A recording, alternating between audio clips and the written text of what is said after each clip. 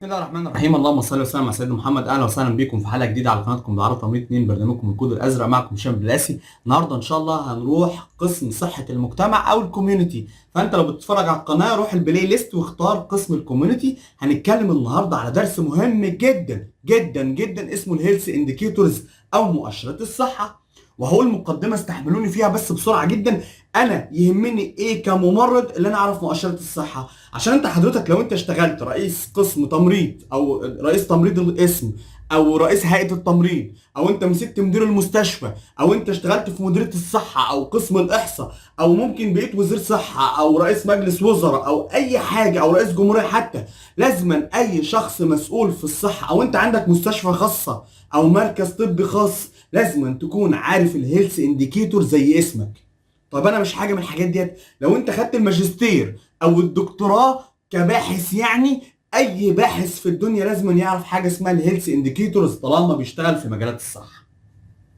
موضوع مهم مهم جدا جدا جدا، وهنفهم ازاي. تعالوا بقى نعرف يعني ايه هيلث انديكيتور او تعريف الهيلث انديكيتور. هنقولها بشكل علمي بالانجليزي والترجمه بالعربي زي ما اتعودنا. ده عباره عن variable او متغيرات او characteristic مواصفات كان measured or used بنستخدمها او بنقيسها عشان نوصف بيها عامل من العوامل to describe one or more aspect of the health، عشان اعمل بيها وصف العامل من عوامل الصحه. طبعا بيبقى على نطاق يا اما الانديفيدوال يا البوبوليشن يا الانفايرمنت، على نطاق البيئه او العامه او الفرد.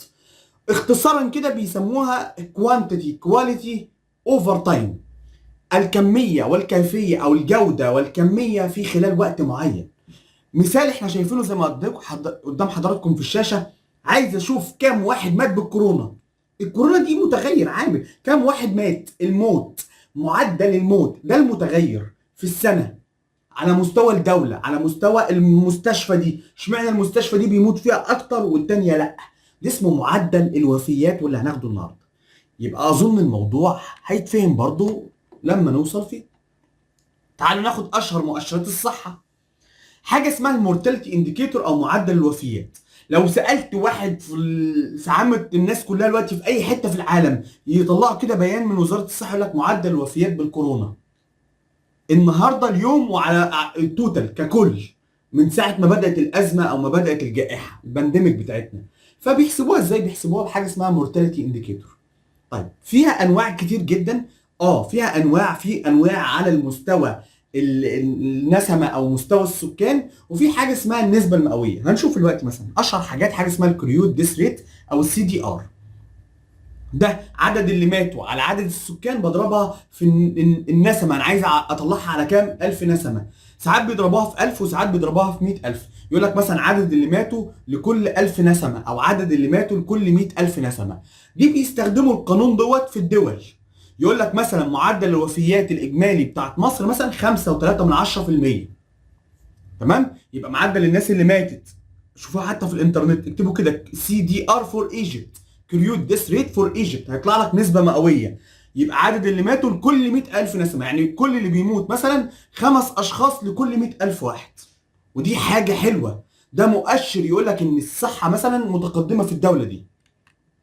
طيب ناخد مثال كمان، حاجه اسمها البروبورشنيت مورتاليتي ريت البي ام ار. ده بقى انا عايز اشوف عدد اللي ماتوا بالمرض بالنسبه لكل الامراض اللي ماتت منها الناس. يعني عدد اللي ماتوا بالمرض على عدد اللي ماتوا، مش نفس بقى اول كيسز لكل الامراض اللي ماتوا بيها الناس، وبضربها في 1000 او ممكن اضربها في 100,000. يبقى لكل 1000 نسمه او 100,000 نسمه. تالت حاجه معانا حاجه اسمها الكيس فاتيليتي ريت، معدل الوفيات للمرض.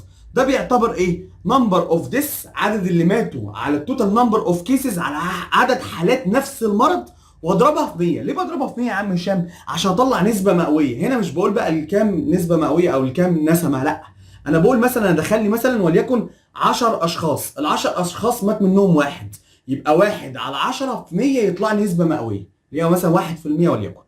خلاص. في حاجات كتير برضو للمورتاليتي ريت، حاجه بقى طبعا متخصصه بيسموها ايدج 6 سبيسيفيك مورتاليتي ريت، انفانت مورتاليتي ريت، معدل وفيات الاطفال، معدل وفيات المواليد، معدل وفيات الماترنتي او اللي هو الحوامل، ومعدل وفيات الحديث الولاده. كل حاجه ليها حاجتها، وطبعا بيحسبوها في بيضربوها في 1000 طبعا لكل 1000 نسمه.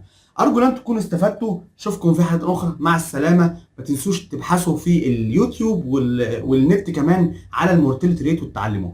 مع السلامه.